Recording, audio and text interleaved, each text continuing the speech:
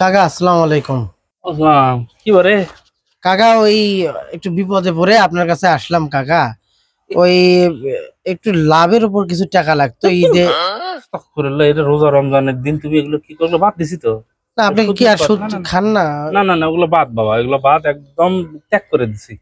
না চিরজীবনের জন্য আপনারা বাদ। ভালো হইলে তো আমরা বিপদে ভালো পড়ে হয়ে যাই গেছে, কাকা। ওগুলোর মধ্যে আর ঈদ যাবো না বাবা, ওগুলোর মধ্যে নাই।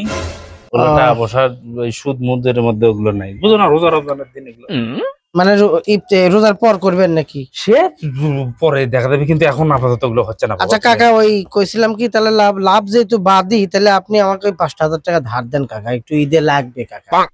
ধার? হ্যাঁ ওই ঈদের পরেই 10 দিন পরেই আমি দিয়ে দেবো আচ্ছা কাকা। আচ্ছা আচ্ছা, বুঝতে পারছি, তাহলে এটা উপকার করা তো। হ্যাঁ হ্যাঁ হ্যাঁ, 5,000 টাকা দেন, আমি আচ্ছা, আপনাকে এক কাজ করো তো, তা ঠিক আছে, সমস্যা নেই। তুমি তাহলে ঈদের কয়দিন পরে দেবা? 10 দিন পরে? হ্যাঁ 10 দিন পরে। আচ্ছা ঠিক আছে, তুমি 10 দিন পরে তাহলে 6,000 টাকা দিয়ে দিও, ঠিক আছে?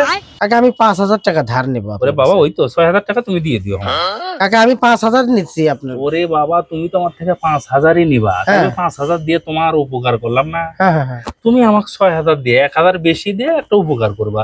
তুমি আমার উপকার করবা, আমি তোমার উপকার করব। এই যে উপকার উপকার, এই উপকার আকারই দুইজনে আমরা উপকার আকারই করবো। মানে এটা সুদ না, এটা উপকার আকারই।